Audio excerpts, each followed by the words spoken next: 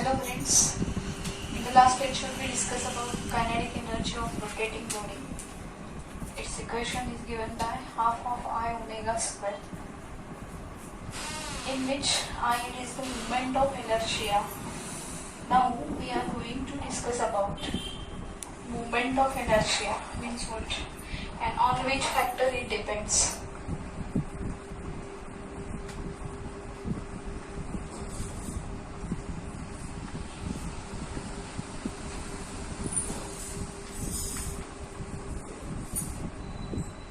Moment of inertia which is given by symbol I. Now we have to find, in the last equation we find out kinetic energy which is equal to half of I omega square, where I is moment of inertia. Now this moment of inertia means what? We know that in translational motion, when we find out the force required for the motion of the body, that force is given by force is equal to mass into acceleration, where mass it is opposition, and in rotational motion, here we are getting kinetic energy is equal to half of I omega square, where I it is the rotational opposition. Okay. Then we have to find out I means what and on which factor I depends. I is given by formula mk square. This depends upon our we have to define moment of inertia. When we define this moment of inertia, it depends upon size, shape and distribution of mass of the body about the axis of rotation. Okay, we will define moment of inertia as it is defined as the sum of product of the mass of each particle and square of its perpendicular distance from the axis of rotation. We are considering any shape body and this is our axis of rotation, and about this axis of rotation body is rotating with constant angular velocity which is given by omega. Then we find out its kinetic energy by half of I omega square, where I means what? I is moment of inertia. Then this axis of rotation, when we changes the position of axis of rotation, we get the different magnitudes of axis of moment of inertia. Now we are considering this is the axis of rotation and the whole body is rotating about this axis of rotation. We consider the small mass dm, which is at a distance r from the axis of rotation. Then we are getting moment of inertia by using this definition, sum of product of the mass of each particle and the square of its perpendicular distance from the axis of rotation. R it is the perpendicular distance, dm it is the very small mass of that rotating body. So that when we find out the total mass, that total mass is given by capital M. So that we are getting I is equal to M into R square, where R it is the perpendicular distance. Now we have to see that on which factors it depends.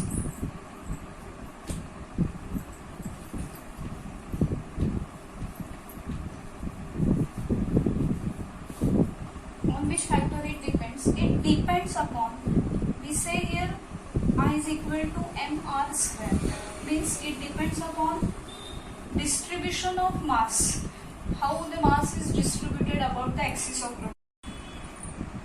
If we consider the another body, which is the thin uniform rod of length L, axis of rotation which is passing through center of mass, which is moving with constant angular velocity omega, its length is given by L.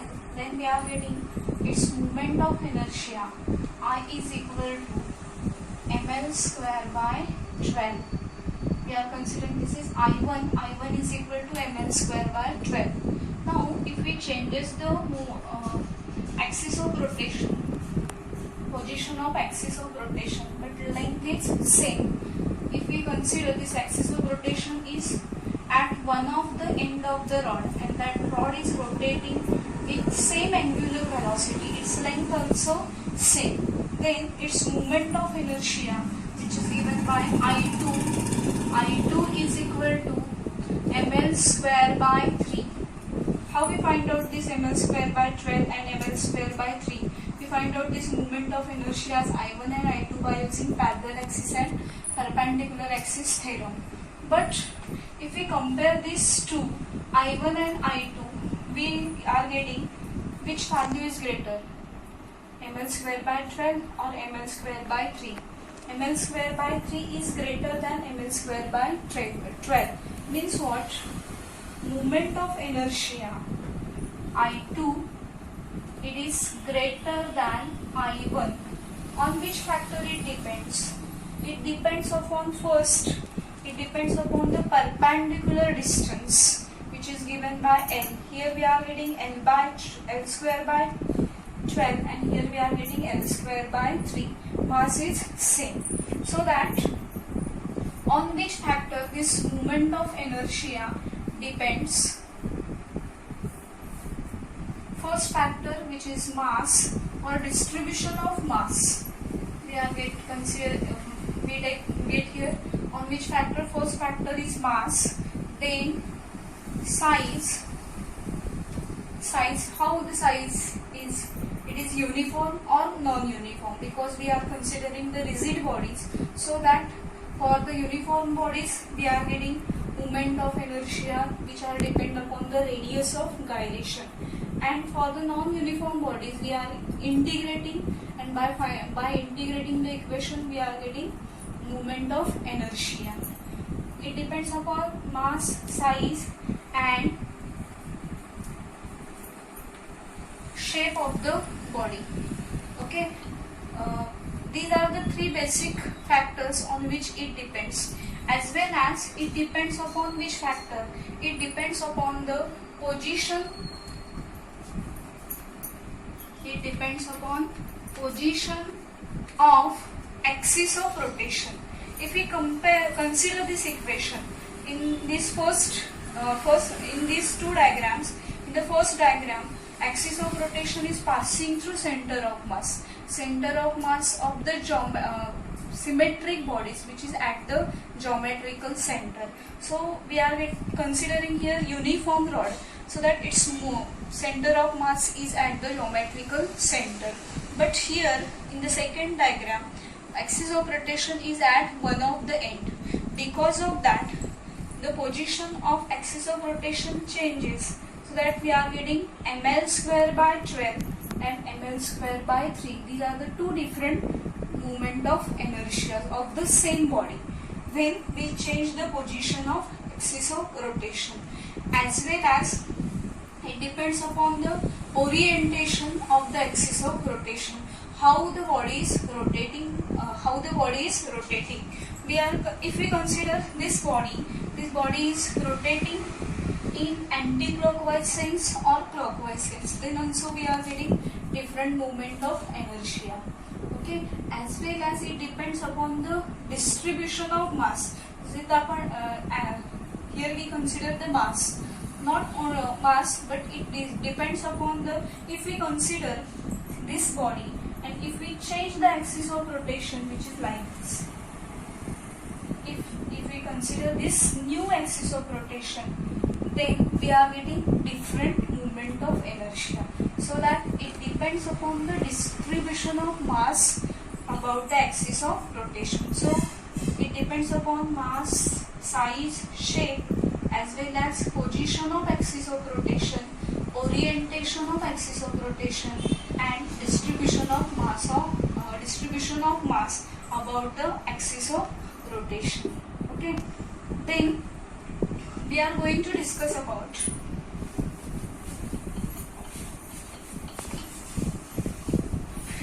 physical significance of moment of inertia.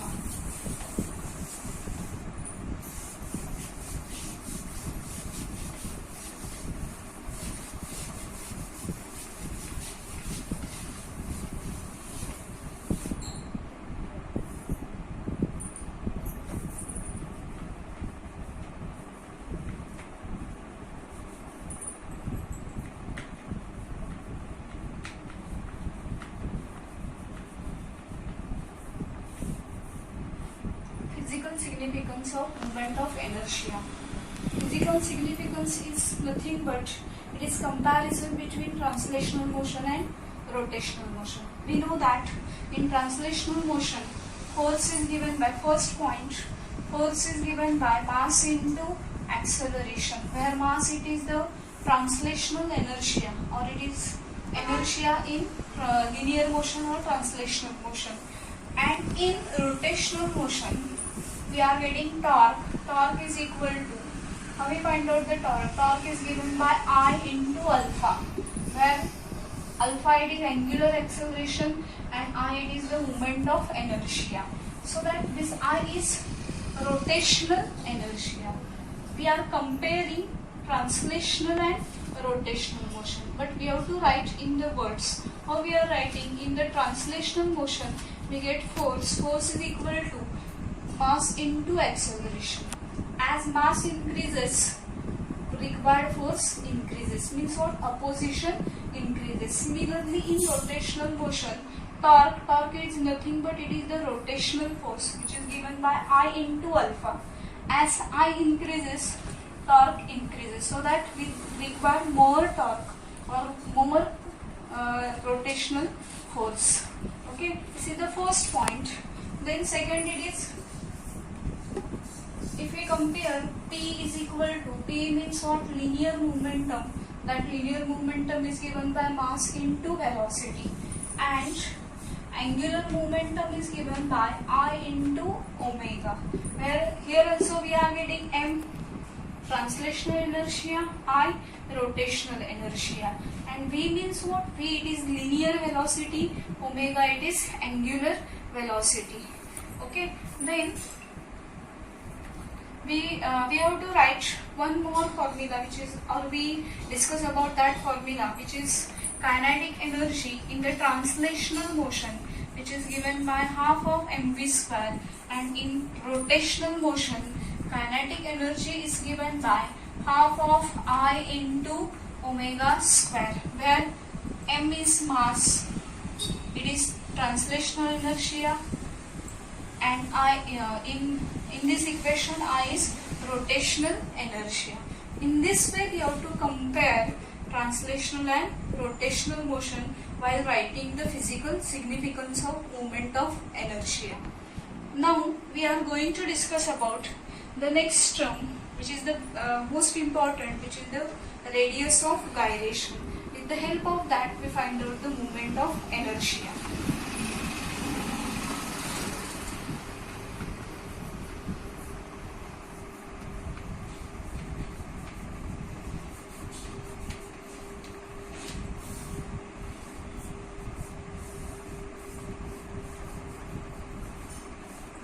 Radius of gyration, which is given by capital K. It is the distance from axis of rotation, so that its unit is meter. Moment of inertia, which is given by mk square, so its unit becomes kg meter square. And dimension of moment of inertia, L square m raised to 1 t0.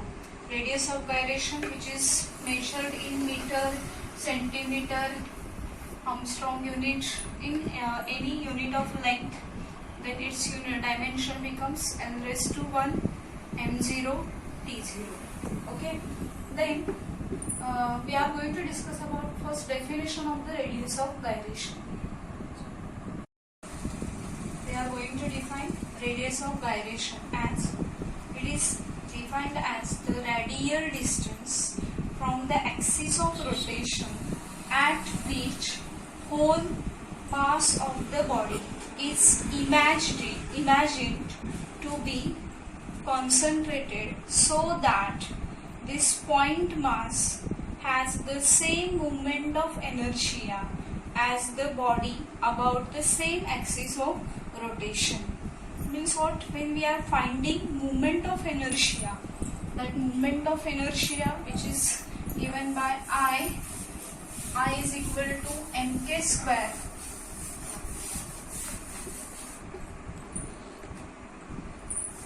I is equal to mk square, where K it is radius of gyration. K square means radius of gyration square. So that for this, if we are finding the radius of gyration, it is the radial distance. Means what, we are considering this body and this is our axis of rotation, which is at a distance. We are considering any point object which is at a distance k from the axis of rotation. This is moving with constant angular velocity omega. Then this k means what? It is the radius of gyration, which is the radial distance from the axis of rotation at which whole mass of the body is supposed to be concentrated. So that this point mass having the same moment of inertia. When I is equal to nk square, then we are getting k square is equal to I upon m. Therefore, k is equal to in root I upon m. Means if we find out its unit, then k is equal to in root I means what? Unit of I kg meter square upon kg. So this kg gets cancelled and we are getting in root meter square. So that k is equal to in root meter square means what? Its unit is meter and dimension is given by L raised to 1. Now, on which factor this radius of gyration depends? As we discussed in moment of inertia, moment of inertia depends upon size, shape, distribution of mass as well as position and orientation of the axis of rotation. On same factor this radius of gyration depends. If we change this axis of rotation, radius of gyration changes. As we discussed the example of rod, when we take the moment axis of rotation at the center, then we are getting ml square by 12, and when we change the position of axis of rotation which is at the one of the end, then we are getting ml square by 3.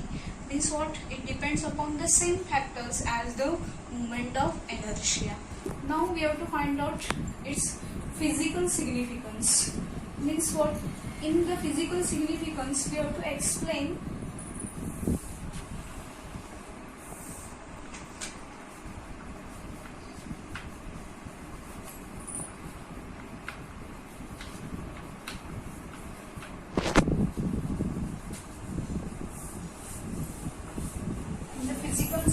we have to explain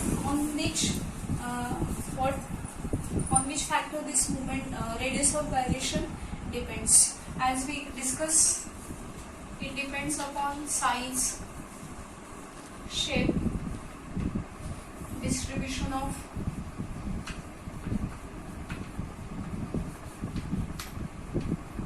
mass, about the axis of rotation,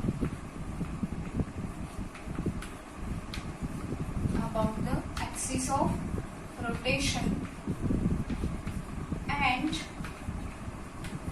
position of axis of rotation. Okay, as we changes the position, then we are getting for the rod I1 is equal to ml square by 12 and I2 is equal to ml square by 3. Means what? It depends upon the position, means it depends upon the distance from axis of rotation. Okay, so we have to explain these factors in the physical significance of radius of gyration.